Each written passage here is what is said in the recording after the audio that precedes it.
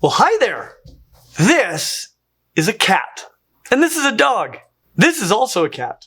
And this is also a dog. This looks like a dog, but it is closer to being a cat. This is called a sea lion, but it's closer to being a dog. And this is a panda. It's a bear. And this is a panda.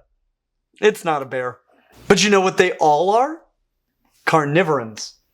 And I recognize that they aren't all carnivores, but they are all part of the diverse and amazing mammal clade Carnivora, which certainly does not contain all carnivores, but it does include most of the carnivorous mammals. And if it's not the single coolest mammal clade, it certainly has to be part of the discussion. Plus, if you're ever going to get killed and eaten by a mammal, odds are it'll be one of these guys. So let's dig into the Carnivora. What they are, how they're related, and which ones are the most likely to eat you. Oh, and I think we need to finally try to figure out what this is. Okay, so Carnivora. Carnivorans are placental eutherian mammals most closely related to ungulates like horses, antelopes, and whales. Possibly pangolins as well. Yeah, we probably need to dig into that group here pretty soon. But whereas most ungulates are herbivores, most carnivorans are carnivores, at least on some level. Which isn't to say that a cow will not eat a little bird when given the chance. And I won't show you that. Some of you guys didn't like it when I showed you that before. Interestingly, in a video on some of the members of this very clade. But carnivorans are not only willing to opportunistically eat meat like a cow, but in many cases, they're built to procure it. And here is a question that I once had about this group and how they procure meat. Cats, when compared to dogs, seem like they have a lot more going for them. They can get larger, they're often smarter, they're better leapers, they can be faster, they have devastating claws in addition to a devastating bite. Dogs often work well in groups, but cats can as well. In a world where cats exist, how have dogs managed to compete? I do now have an answer to this question, but it is definitely one that I think we should address in this video. So let's dive into this clade. Carnivorans can be identified generally by their large canine teeth and their 3 lower incisors, though reduced numbers are found in some groups.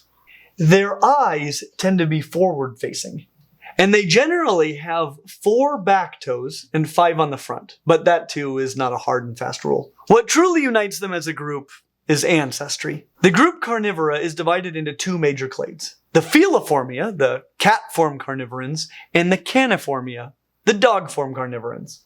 To get to that dogs versus cats question, we will clearly need to discuss both groups. But to figure out what this is, well, both of the good options are in the Feliformia. So let's start with the cat-form carnivorans, and then we'll make our way over to man's best friend and his smelly and seafaring cousins. And the one thing that best identifies members of the Feliformia are these 2 lumps on the bottom of the skull. These are called the auditory bullae, and in feliforms, each one has 2 chambers divided by a bony septum that you can see if you look in through this hole right here. Completely divides the 2 chambers. So that is the best way to tell them apart from the Caniformia. And it works really well if you find a skull, like this one here that my brother-in-law found. But it can get you into a lot of trouble at the zoo if you're trying to spot that on the animals there. So to keep you out of zoo jail, I'll tell you that felids also tend to have shorter snouts and fewer teeth than caniforms. And within the Feliformia, there is a group of animals called civets. They go right here. I only bring them up because the family of extant feliforms least closely related to all of the other members of the Feliformia is the family Nandinidae, a family which today includes only 1 species, the African palm civet, which is not a civet. In fact, to find a living animal less related to civets, you would need to go completely outside of the Feliformia. There is not a single living feliform less related to civets than our African palm civets. Though civets, along with all of the remaining feliforms, are the closest living relatives of African palm civets. So these aren't civets, but at a glance, I can see how they got that name. They do look a great deal like civets. African palm civets live in Central Africa south of the Sahara Desert and look a bit like a spotted cat had a baby with a meerkat. So you ended up with kind of a weasel-shaped spotted brown or gray creature with a cat-like, but too long to be a cat, and definitely a tad mongoose-ish face. But then you got sad that it didn't look enough like a cat, so you cut off its tail and glued on a tiger's tail, even though the tail was longer than the whole animal, and you color matched the fur but left the stripes even though the body was spotted. Then you gave it some orange eyes because you missed the orange from the tiger, and they still turned out cute as a button. That's what they look like. They're cool little animals, but civets they are not. They're barely even feliforms. In fact, they are the hagfish of Feliformia. The remaining feliforms fall into two clades, the Pheloidea, which includes the cats, and the Viverridae, which includes the civets. Neither of these two clades are more closely related to African palm civets than the other, and each one contains a candidate for what this might be. So let's start with the Viverridae, so we can find out what a civet actually is. But again, remember that civets are no more closely related to African palm civets than are any of the other members of these two clades. And they are more closely related to all of the members of both of these clades than they are to African palm civets. But the viverroid family most distantly related to all of the other viverroids is the family Viverridae. The 33 species of civets, palm civets, excluding the African palm civet, genets, oyans, and the popcorn-smelling binturong. And just to ruin your day, the binturong is just another palm civet. So I suggest that we rename it the popcorn palm civet, as is the otter civet. It ought to be a palm civet too. So lots of things are palm civets, just not African palm civets. But you know what palm civets aren't? Civets, which are closer to oyans and genets. But just look at all these weasel kitties and possum cats. Some of them really look a lot like a ferret and a cat had a baby.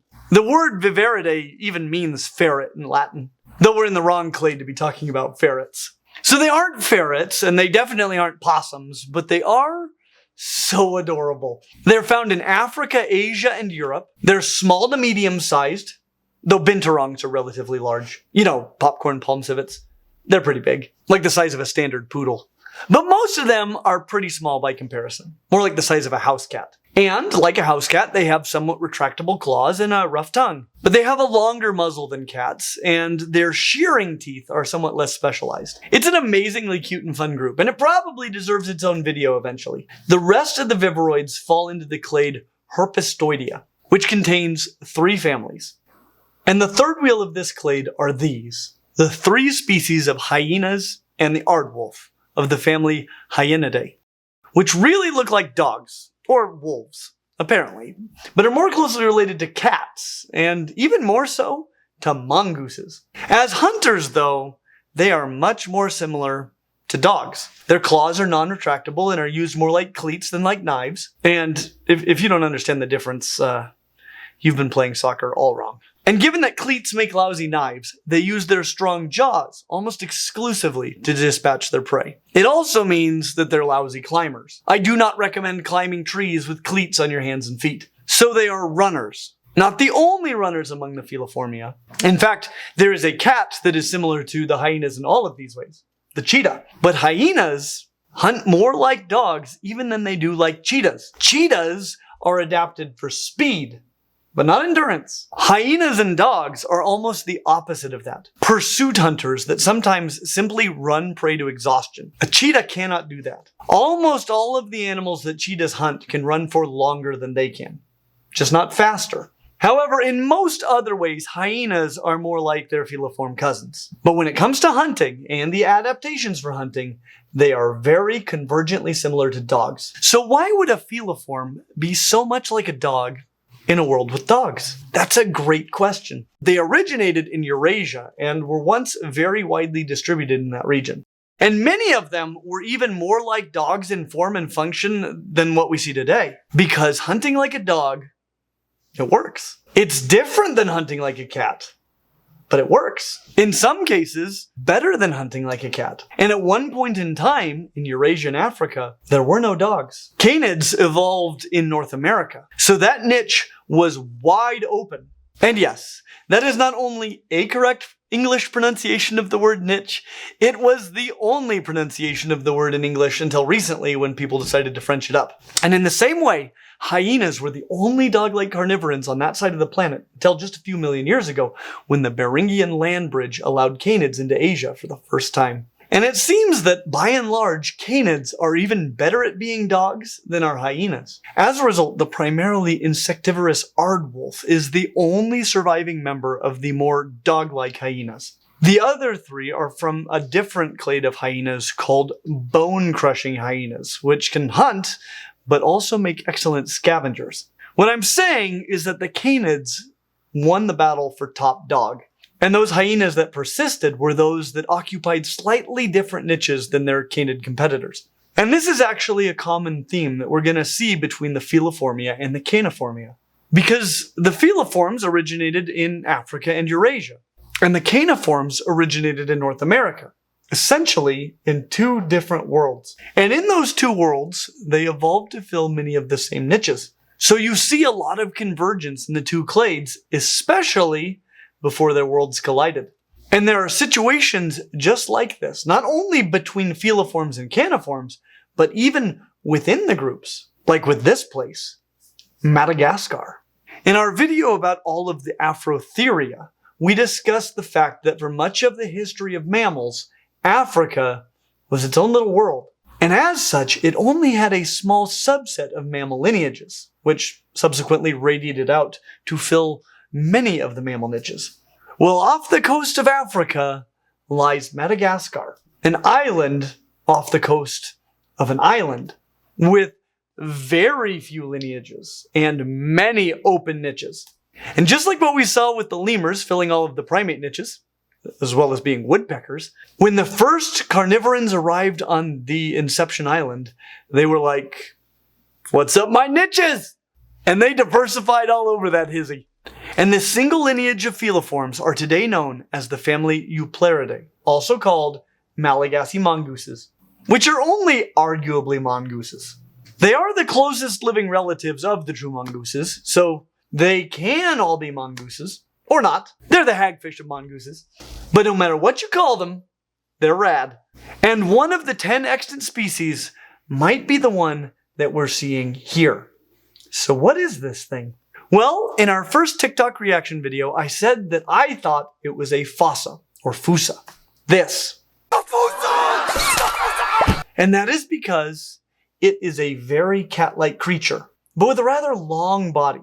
Shortish legs, but a very long tail, and a long face, like a stretch cat. And in Madagascar, there is such a beast, the fossa. Well, it isn't a cat, though it is arguably a mongoose, as is the rest of the family. All of the Malagasy mongooses can trace their lineage to a single colonization event from Africa. They are all more closely related to one another than they are to anything else. And though the fossa is probably the best known of the Malagasy mongooses, it is actually a pretty odd member of the group. Others include the closest living relative to the fossa, the Malagasy civet. I'll give you one guess what that isn't. A civet. Let's face it, the common ancestor of all Feliforms probably looked like a civet. So there be fake civets all over the place in this clade. You can distinguish it easily from the true civets by figuring out if you're in Madagascar or not. This group also includes the Phalanaux and the Vontsiras. A couple of the Vontsiras are often called mongooses and not Vontsiras, and that can be okay. Just know that they're also Vontsiras, and if they're mongooses, so are all of the other endemic Malagasy carnivorans. But it's a cute group of things that look like mongooses, civets, red pandas, and cats, but that are, at best, none of these things, except for mongooses. I love that red panda weasel. So I think this creature may have been a fossa, but I have no idea if this video comes from Madagascar. And the fact that the head and body appear to be slightly different shades of brown has me doubting that this truly is what we're seeing here. There is another creature that fits this description on the other side of the world, so we'll have to check out that possibility as well. But first, we have to talk about the closest relatives of the Malagasy mongooses. The 34 species of non-Malagasy mongooses of the family Herpestidae, some of which are frequently called meerkats and cusimanses. But unless you kick out 6 species of mongooses and all of the Malagasy mongooses as well, then they're totally mongooses too. And just so you know, mongooses is the more broadly accepted plural of mongoose, though mongoose is also acceptable. But nobody calls multiple meerkats meerkitties. Mongooses of the unquestionably mongoosish variety are found in Europe, Africa, and Asia. And they are incredible hunters. Many are notorious for hunting large and sometimes dangerous prey, such as scorpions and cobras. And they are highly immune to the neurotoxins of elapid snakes. And that takes us to the other major clade of the Feliformia, the even more cat-like Phyloidea, which does include the cats. And these, the 2 species of Linsangs of the family Prianodontidae, which also very much show that ancestral feliform body plan. Long body, long tail, with a face longer than that of a cat. Morphologically, it looks like a civet, and every other feliform that people want to call a civet. Thank goodness for molecular phylogenetics, which can give us a window into evolutionary history that is much less biased by human perceptions and similarities due to convergence. Like I said previously, this is likely the ancestral body plan of feliforms. If you saw the common ancestor of the group, it probably looked basically like a civet. And that body plan has been very successful across Asia, Africa, and Europe, with some groups landing in places like Africa and Madagascar, which had a lot of open niche space, allowing feliforms to diversify down paths that are generally unavailable in parts of the world where other lineages have filled those spaces. But just because a few lineages have changed dramatically, that doesn't mean that this ancestral form ceases to be successful. And so most of the lineages still look something like these guys, even though they aren't necessarily one another's closest relatives.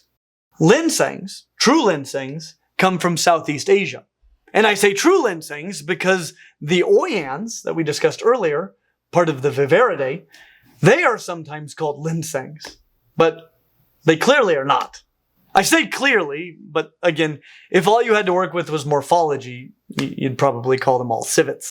The reality is that based on the clear molecular data, if you want to include another group into the Oyans, it would be these, the hagfish of Oyans, the 41 species of cats of the family Felidae, which, despite being the namesake of the Feliformia, might be the weirdest of all feliforms. And is anyone else surprised that there are only 41 species? I tell you what, go ahead and subscribe and I'll make a video doing a deep dive into this group in the next couple of months. But that doesn't mean that we're not going to talk about them today. That would be outrageous, and we still need to figure out what this is. In general, you can probably distinguish a cat from most animals, though a few other feliforms might trip you up. Cats have fully retractable claws, except for cheetahs, which aren't big cats, not even close, but we'll get into that in a couple of months. They have somewhat shorter faces, shorter bodies, and shorter tails compared to most other feliforms. Originally evolving in Asia, they have also been very successful in Africa and are the only extant feliform lineage to have successfully colonized the Americas at the time when the Caniformia made their way into Asia. Though there was a North American hyena for most of the last 5 million years. In general, the Caniformia has won the battle between the two clades, but felids, more than any other lineage, have managed to hold their own. They've not only managed to persist in the presence of caniforms, but in many cases are the apex predators in the regions where they're found. Some tigers, for example, even specialize in hunting bears. They may not have the endurance of dogs, but as we said in the beginning, they have exceptional weapons and athletic ability. There is only one predator on Earth that I would fear even perched atop an adult elephant. I'll give you a hint. It's not a dog.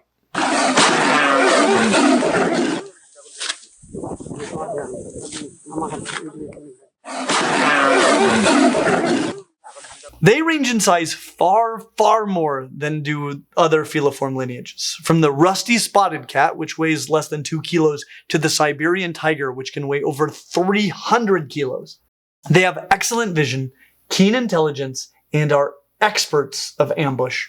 They are the fastest running animals alive, have astounding leaping ability, skull-splintering bite force, and there is considerable evidence that they domesticated humans. It includes many cats that look a lot like house cats. including the other members of the genus Felis, but also from other groups like the genus Prionolorus and most of the genus Leopardus, even though my favorite cat, also part of that genus, doesn't look that much like a house cat in my opinion. Some look more like bobcats and lynxes, and some are big cats like lions, tigers, and the diversity of things we call leopards. But there is in the Americas a cat that is one of the closest relatives of the African cheetah that looks like, well, more like a fossa than it does like most cats. Which isn't to say that it doesn't look like a cat, but fossas look a lot like cats, despite not being cats. They're cats like lemurs or monkeys. This is a Jaguarundi. They live in the Americas, mostly in Central America and South America east of the Andes Mountains, but also in Mexico. It has a long body and relatively short legs, with a long tail and a head that is slightly different in color from the body, which at this point, I'm about 90% sure is the animal that we're seeing here. I still don't know where this video was filmed, but Jaguarundis are active mostly during the day, have very similar colors and a similar shape. The head shape is the only thing that still has me doubting a bit, but the longer I look at this, the more I think that the unidentified creature from this video is a Jaguarundi. So I think I got this one wrong before. What do you think? Well, I think that this brings us to the end of the feliforms, which brings us to the other major clade of the carnivorans, arguably the more successful of the two clades, the Caniformia, which includes everything from giant pandas to red pandas to trash pandas, walruses to wolves to weasels, and everything in between. It's about all of the diversity that a person can bear, plus it has bears. Caniformia can most easily be distinguished from Feliformia by an examination of the bottom of the skull, where the feliforms have two-chambered auditory bullae, this little part of the skull right here. The separation in caniforms is incomplete or non-existent. It's just a single chamber. Their claws are generally, but not always, not retractable. And most walk with their whole foot on the ground, plantigrade, where the feliforms tend to be digitigrade, walking on their toes. Caniforms also tend to have longer jaws and more teeth than feliforms. And the scissor-like shearing teeth, called the carnassials, are much less well developed for that task than they are in the Feliformia. They are also much more inclined towards omnivory than are the feliforms, though it doesn't make them any less carnivorans. Remember, this is a clade, not a description of dietary preferences. The two carnivoran lineages originated in two separate worlds. Feliformia in the Old World, Africa, Asia, and Europe, and the Caniformia in the New World, specifically in North America. And this is the case because North and South America were at this point not yet connected. And we discussed that in our video on the marsupials. It's a dandy, by the way. And if you've watched that video, you'll also understand why this means that there are no native canids in Australia, but there are marsupials from South America. And yes, I know about dingoes. I'll talk about them here soon. Interestingly, of all of the dog-form carnivorans, the family least closely related to the rest of the group is the family Canidae, the dogs. That's right, there are no native dogs in Australia, and dogs are the hagfish dog-form carnivorans. But it also means that dogs have been diversifying for more time than what separates walruses from skunks. So the canids are a pretty diverse family, and a very, very successful family. When we discussed the most dog-like of the Feliformia, the hyenas, we talked about some of the advantages that dogs have over cats. And the main thing is that while dogs do not have the weapons and power of cats, they make up for it with persistence. Which is probably why your cat can only put up with you for a few minutes at a time, but your dog's enthusiasm for you is boundless. But it has more to do with the fact that dogs excel at running prey down over long distances, often cooperatively. Generally with members of their own species, but sometimes with other caniforms, like badgers, and sometimes with other persistence hunters, like us. At some point, we need a full video about just this family. And we're gonna dive in at least a bit into this group here in just a second. But I don't think I can just tell you about that badger thing and then move on. Have you ever tried to grab a ground squirrel or a prairie dog with your face? Just for the record, prairie dogs are not dogs. They're rodents. We'll talk about rodents soon, so subscribe and click the little bell so you don't miss that. But no matter what they are, they're difficult to grab with your face. And there are two reasons that they're hard to grab with your face. They can run and they can hide. Underground, to be specific. Well, prairie dogs are not dogs, but there are a couple of dog-like carnivorans that would like to grab them with their faces. Since, unlike feliforms, caniforms can pretty much only grab stuff with their faces. And two of these caniforms that would love to grab prairie not dogs with their dog or dog-like faces are coyotes and badgers. But prairie dogs are hard for either of them to grab with their faces. Coyotes are great runners. Remember, that's the strength of dogs in general. They are great runners. But once a prairie dog goes underground, the chase is over. Badgers, which are more closely related to seals than to coyotes, are good at getting underground. Once they run, there's really nothing the badger can do. It's like rock, paper, scissors, and the prairie dog always wins. Rock, paper, scissors, match. All right, rock beats paper. I thought paper covered rock. Ah, rock flies right through paper. Well, what beats rock? Nothing beats rock. All right, come on. Rock, paper, scissors, match. Rock, Rock, paper, scissors, match. Rock. Well, that is unless paper and scissors work together. And that is exactly what coyotes and badgers do.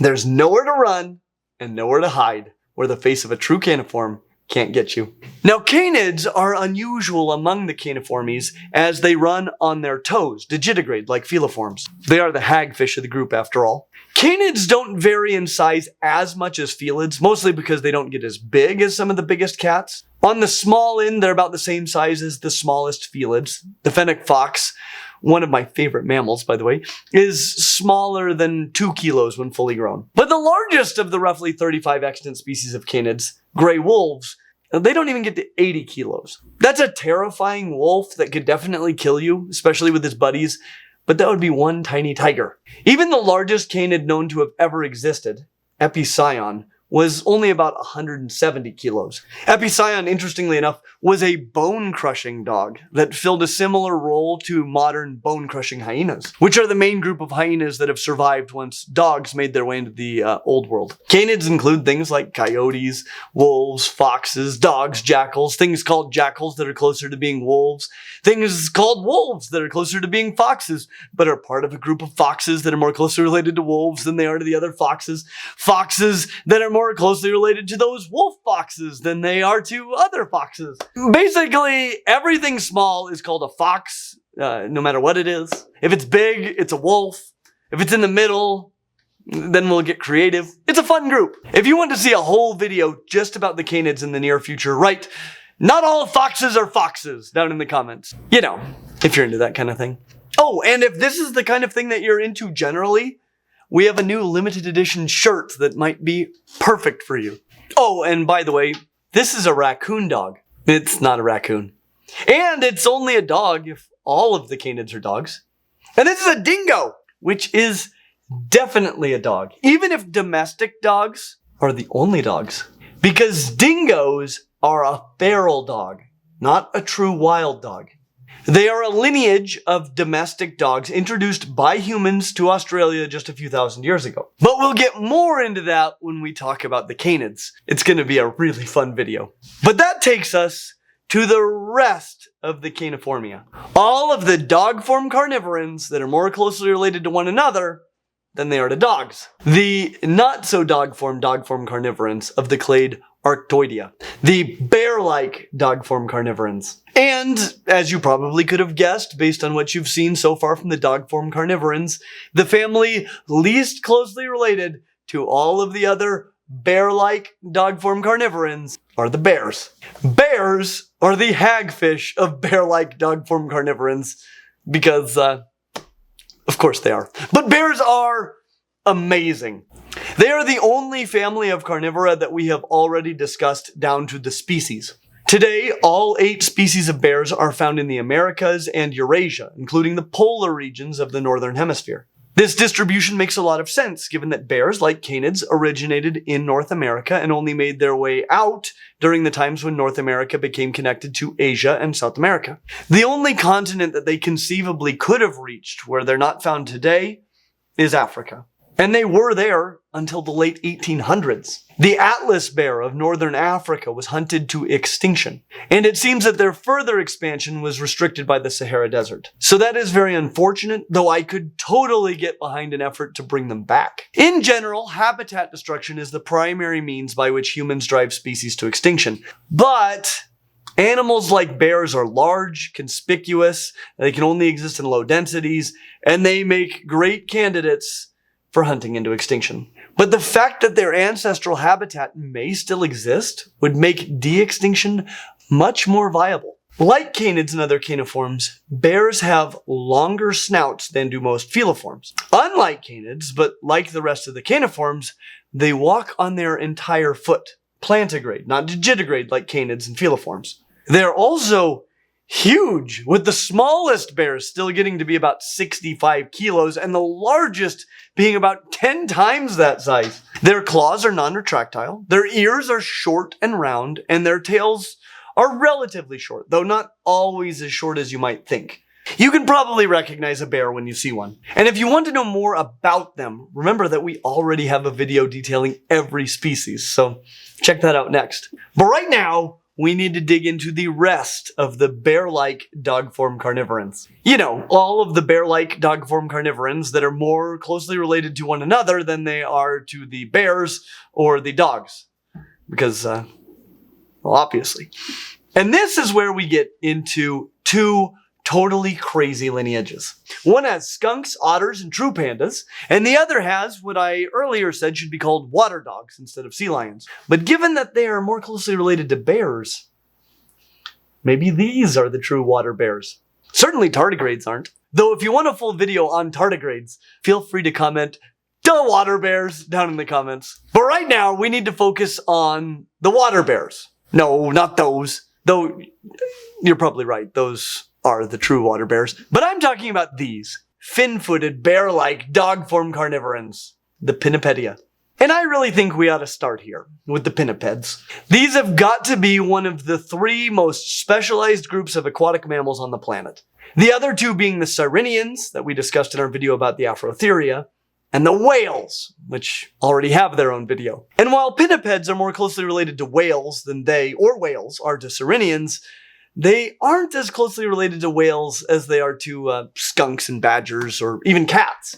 Whales are ungulates, a group that we will jump into soon. The closest highly aquatic relatives of the pinnipeds are things like otters and minks, but they aren't more closely related to those than they are to wolverines or true pandas. Their similarities to whales are due to convergence, not shared ancestry. But really, they are very different from whales in many key ways. One being that they're much more able to move on land, but also in the way that they move in the water. Whales have greatly reduced hind limbs and use their fluked tails for propulsion through the water. Pinnipeds have flukeless, highly reduced tails and fin feet. Now, whales also have fin feet, but generally only two, though there are exceptions. Pinnipeds have 4 fin-like feet that they use to propel themselves through the water. They're quadrupinnipeds. There are about 34 extant species in 3 families, ranging in size from around 45 kilos to well over 3,000 kilos. They can get huge. They are the only carnivorans to have colonized Antarctica, and the only carnivorans to have colonized Australia without the help of humans. Meaning that Carnivora, and indeed Caniformia alone, has colonized every continent on Earth. Of the 3 families of pinnipeds, the family most distantly related to the other 2 are the 18 species of seals in the family Phocidae, also known as earless seals or true seals. And I can be persuaded that either common name is fine, but not both of them at the same time. And I'm not totally fine with either of them. Because these earless true seals, well, they do have ears. And they aren't the only pinnipeds called seals. This is a monitor lizard.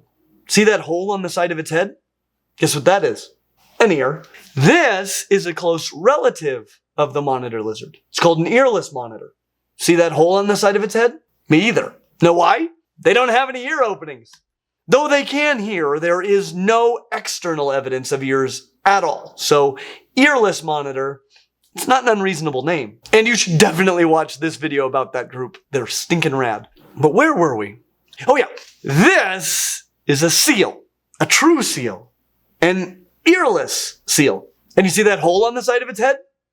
Guess what that is? An ear. There are no seals without ears. But I get it. Mammals generally have not only a hole for an ear, like these guys do, but also a fleshy, sound-funneling protuberance around the ear called a pinna, or pinnae if you're discussing more than one. And earless seals, they don't have them. So despite resembling a not earless monitor more than an earless monitor, I get calling them earless seals. Though I would greatly prefer to call them pinnaeless seals. But what I would really rather call them is seals. That is, unless they're not the only seals. Which they are not. At least they're not the only things called seals. Because there are also these. The fur seals. Which almost form a monophyletic group. Except for one species. Among the 15 species in the family Otariidae.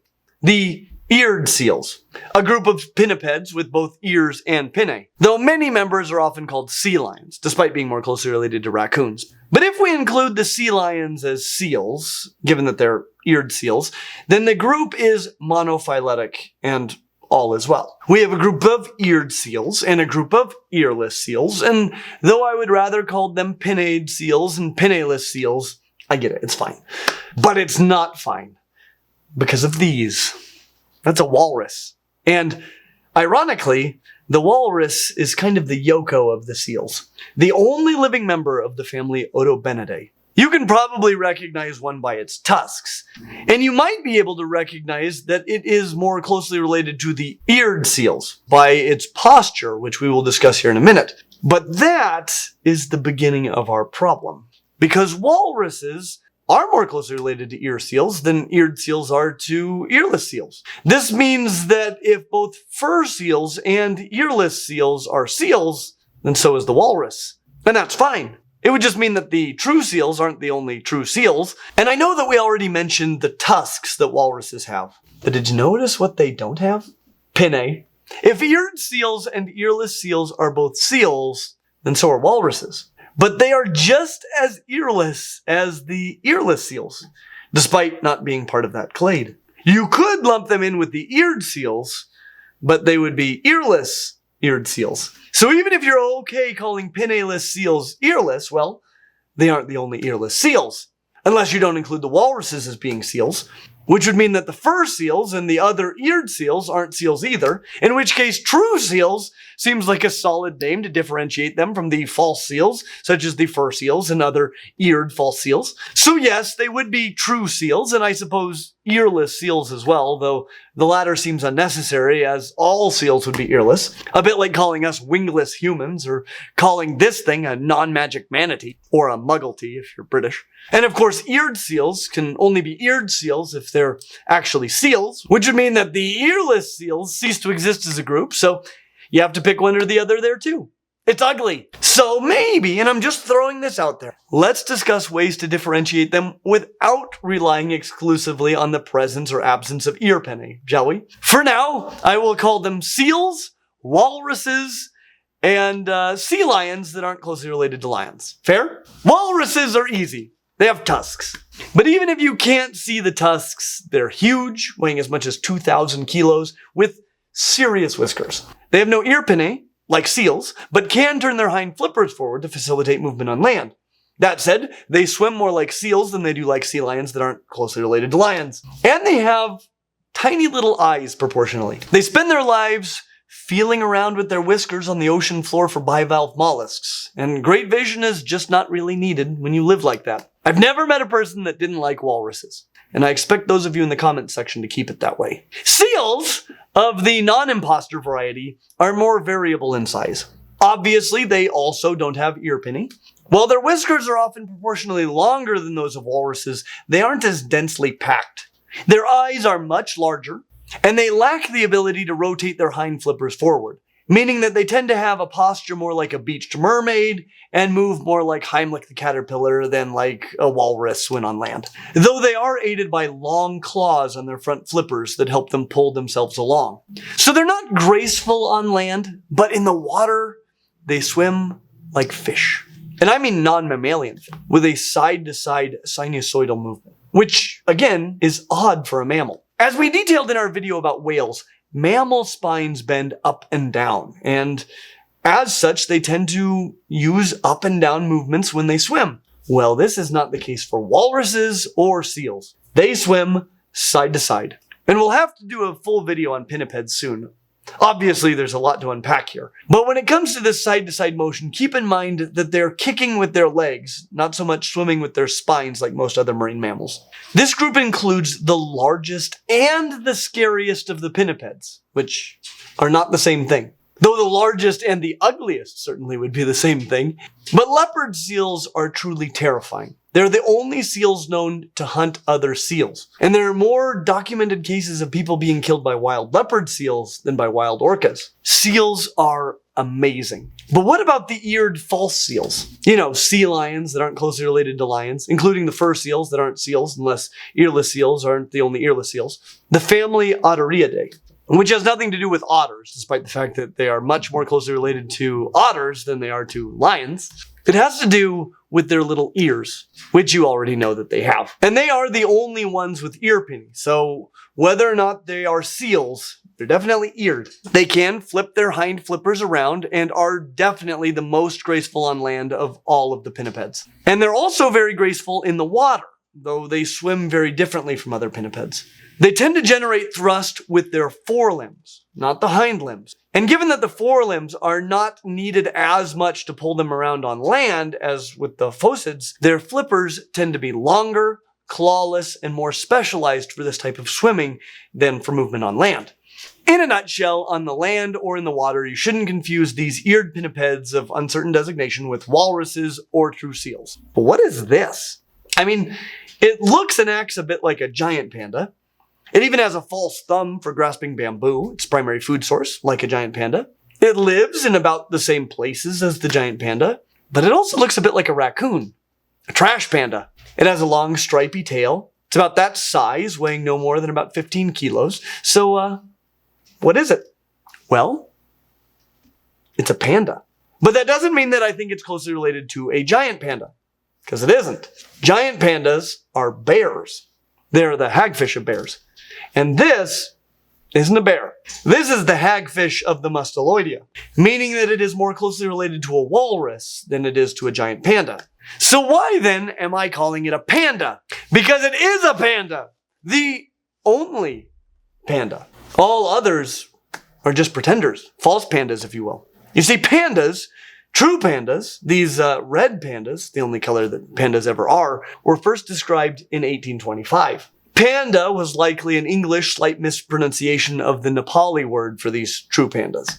And thus they were called pandas. There was no need to call them red pandas. There was only one species of panda, the only member of the family Ailuridae. And then, more than 40 years later, in 1869, the hagfish of bears was described by someone who apparently was unfamiliar with bears.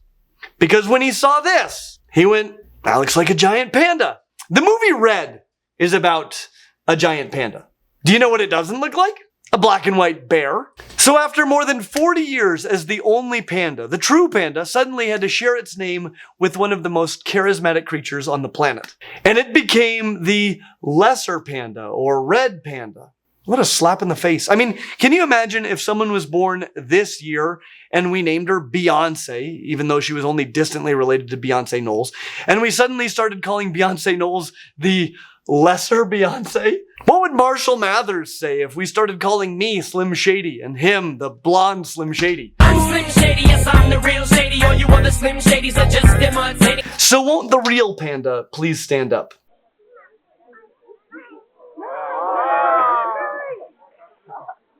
There you have it. So now we know what a panda is and what it isn't. We know that they are musteloids. I even called them the hagfish of musteloids, which they probably are. But they have a rival. These. The most reasonable candidate for a black and white panda, if you're committed to the existence of such an animal. The 12 species of skunks and stink badgers of the family Mephididae. While their exact relationship to pandas is still up for debate, they are clearly more closely related to pandas than are the high-contrast Chinese bamboo bears.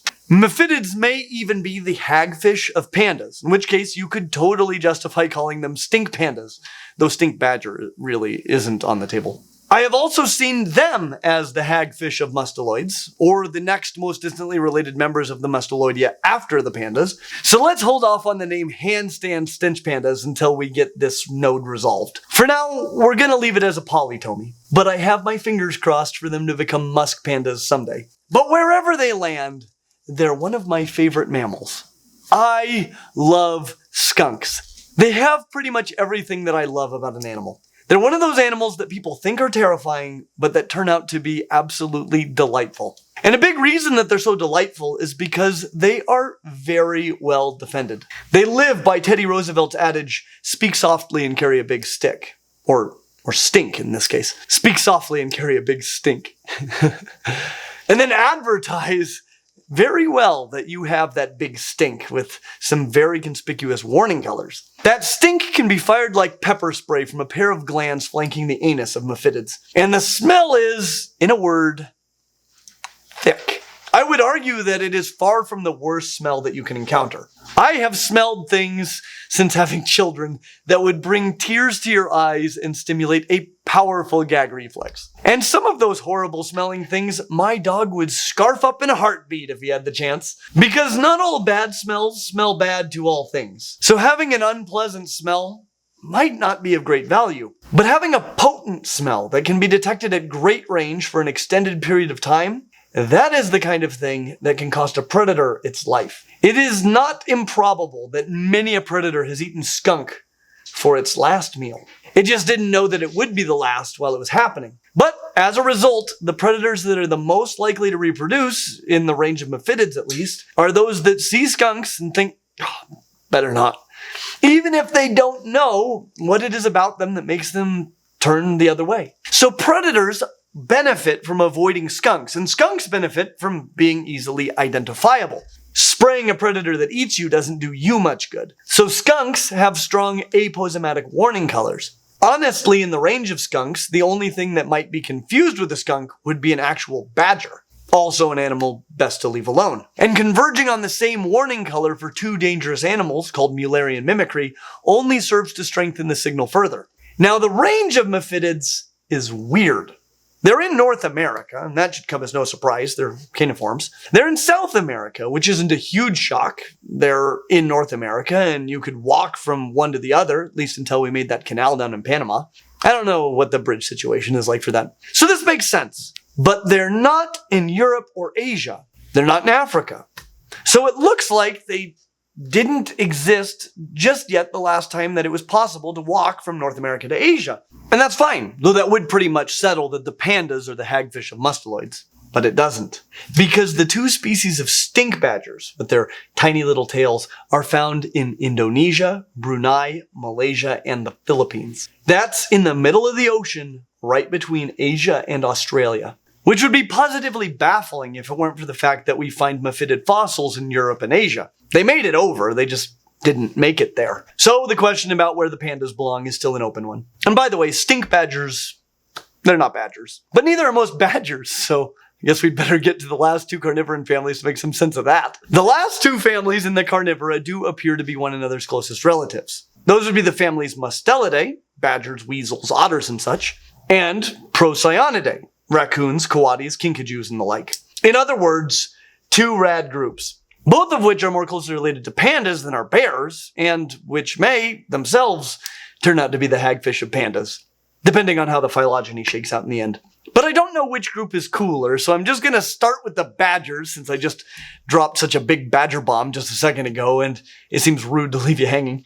So the Mustelids are the most speciose family of carnivorans with well over 50 species, maybe as many as 70. It includes things like otters, weasels, fishers, martens, not to mention a ton of things called badgers. You've got American badgers, honey badgers, hog badgers, Eurasian badgers, and ferret badgers. Not to mention things like wolverines that look a lot like, well, badgers. The reality is that most of these badgers are the hagfish, lampreys, and cartilaginous fishes of mustelids. Many of them are more closely related to all of the other mustelids than they are to many or all of the other badgers. In fact, if I had to bet a nickel what the common ancestors of all mustelids looked like, I'd put some good money on them looking like badgers. And if you're gonna salvage the name badger from more than one or two of these groups, it will be because you recognize that ferrets and weasels are just mini slinky badgers, and otters are just swim badgers. You would pretty much need to call the whole group badgers, and frankly, I'd be fine with that.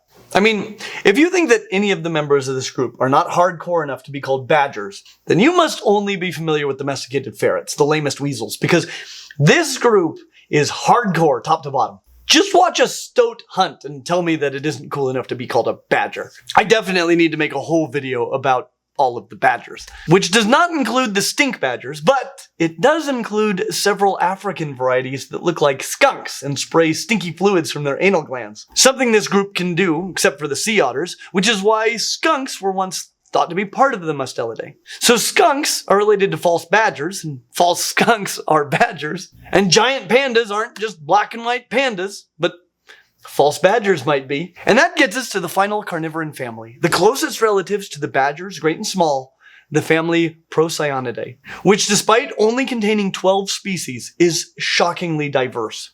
I mean, it includes raccoons, which seem familiar until you learn that there are 3 different species of raccoons. But it also includes ringtails and cacomissals, which, despite being the closest relatives of raccoons, I think it'd be easy to mistake them for civets. So some of them look like feliforms. And then there are the olingos, which also look somewhat like feliforms. You'd probably need to know something about auditory bullae to know that they aren't. To be perfectly honest, they even look a bit like marsupials to me. And being from South America, the ancestral home of marsupials, you would really need to know your stuff to not make that mistake. But interestingly, they maybe are not the weirdest member of the group.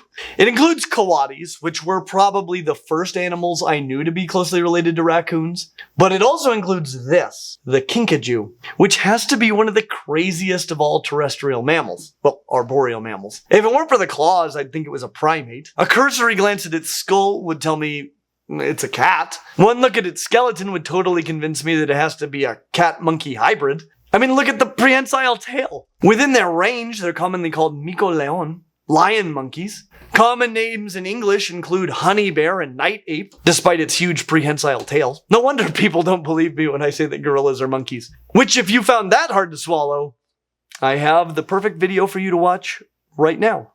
What group should we cover next? As always, like and subscribe, and we hope to see you real soon. What? Well, I'm just thinking about my intro here. I'm like, well, hi there. This is a cat. They were like, what's up, my niches? And they diversified all over that hizzy. Wow. Just for you, Will. Wow. We're gonna get in trouble for that. Some of which are frequently called meerkats and cusimanses. Pussy-mances.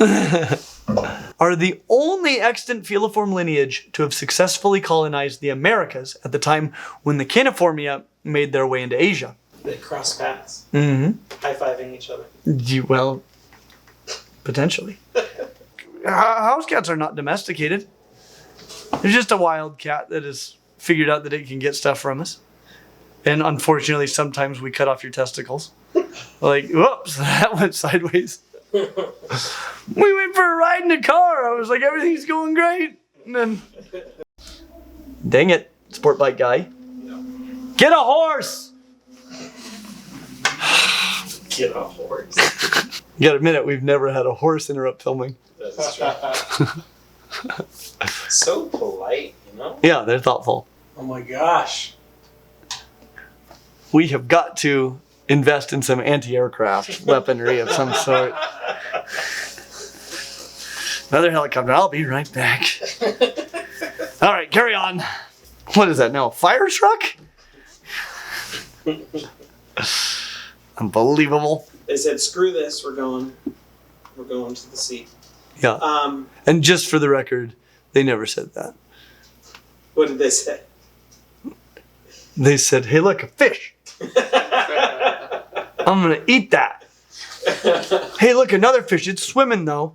So I'm going to have to get out a little and get it. And I'm not that good at it. Hey, Frank, you're really good at that. You're catching lots of fish.